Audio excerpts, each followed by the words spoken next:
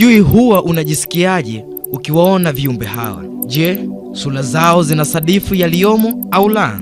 Mazingira na muda wa kutembea ni hatari, lakini kwao ni kawaida. Leo hii tupo tena msituni tukiwaangalia bundi na popo, wakiwa ni viumbe wanaofanana tabia.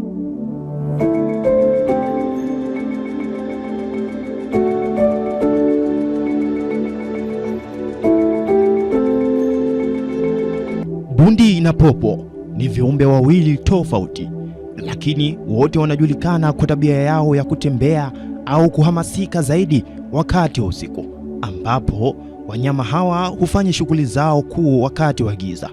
Kila mmoja ana sababu maalum za kufanya hayo. Sababu na tabia za usiku kwa bundi na popo, ulinzi ikiwa ni sababu moja ambayo inayowafanya kuweza kutembea usiku. Viumbe wengi wanaotembea usiku kama bundi na popo wanaweza kujikinga vyema kutokana na wavamizi katika mazingira yao ya asili, ambapo usiku huleta giza ambalo linalowasaidia kujificha kutokana na wanyama wakali kama simba au fisi ambao wanaweza kuwinda au kuweza kudhuru maisha yao. Sababu nyingine ni chakula au mlo na uwindaji. Bundi ni ndege ambao huwinda na hula panya, ndege wadogo na wadudu wakati wa usiku. Kuna uwezekano mkubwa wa kupata mawindo, kwani wengi wao wanakuwa wanatembea usiku. Lakini popo hula matunda, nektari na wadudu wengine. Usiku ni wakati mzuri kwao kupata chakula bila ushindani mkubwa kutoka kwa wanyama wengine. Sababu nyingine ni mabadiliko ya joto. Katika maeneo mengi, joto la mchana linaweza kuwa kali na kusababisha wanyama kushindwa kutembea mchana. Kutembea usiku huwasaidia kuepuka joto la juu ambalo linaweza kuathiri afya zao au uwezo wa kupata chakula. Sababu nyingine ni maendeleo ya kiikolojia. Kila mnyama ameendeleza tabia hizi kupitia miongo mingi ya mabadiliko ya kibiolojia ili kuishi katika mazingira yao vizuri zaidi.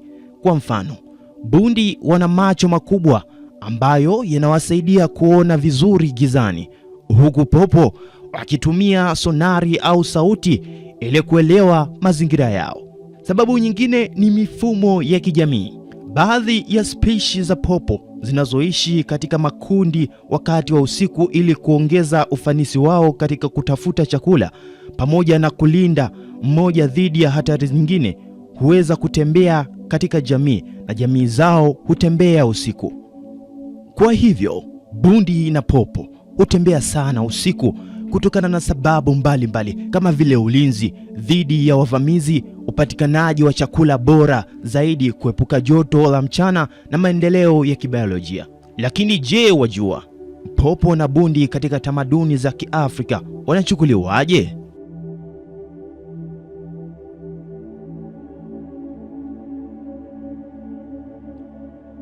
Katika tamaduni nyingi za Kiafrika, popo na bundi wana maana maalum. Wanachukuliwa kama viumbe wenye umuhimu wa kiroho, wa kisiasa na kijamii. Kila mmoja ana sifa na hadhi yake katika jamii tofauti tofauti, na mara nyingi wanahusishwa na imani, hadithi na mitazamo ya maisha. Popo ni ndege wa usiku ambaye anajulikana kwa uwezo wake wa kuruka gizani. Katika tamaduni nyingi za Kiafrika, popo anachukuliwa kama alama ya ulinzi au mwakilishi wa nguvu za giza. Watu wengi wanaamini kwamba popo ana uwezo wa kuwasiliana na roho au nguvu zisizoonekana. Kwa mfano, ulinzi. Katika baadhi ya jamii, popo hupewa heshima kama mlinzi dhidi ya waovu. Wanatumiwa katika sherehe za jadi ili kuleta baraka.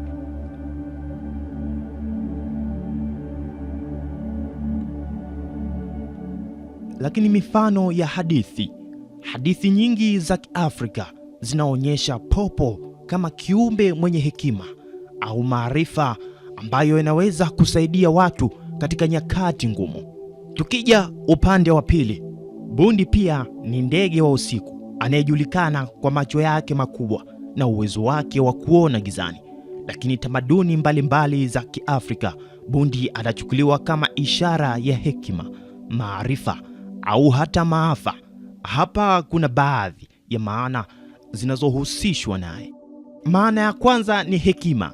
Bundi mara nyingi anahusishwa na hekima na maarifa kutokana na uwezo wake wa kuona mambo ambayo wengine hawawezi kuyaona.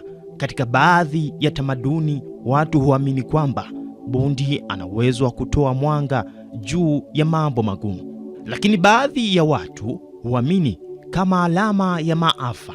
Katika baadhi ya maeneo, bundi pia anachukuliwa kama alama ya maafa au kifo. Sauti yake inaweza kutafsiriwa kama onyo la hatari inayokuja.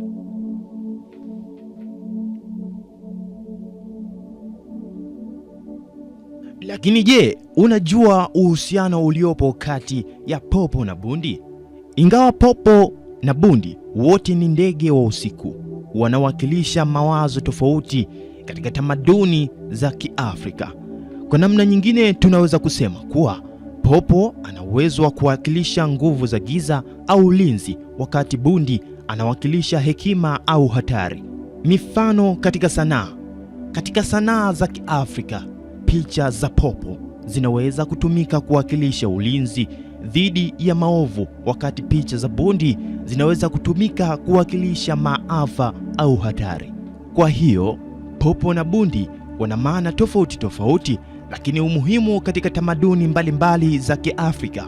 Wote wawili wanatoa mwanga juu ya jinsi jamii zinavyofikiri kuhusu maisha, kifo, ulinzi, hekima na hatari. Kwa nukta hiyo, nahitimisha kwa kusema kuwa bundi na popo ni viumbe ambao wanaofanana tabia haswa za usiku, lakini kutokana na imani za watu tofauti tofauti ndizo zinajenga picha kwa watu tofauti kutokana na mitazamo yao. Niliyekuandalia historia hii na hadithi hii fupi, langu jina ni Wayanga Dennis.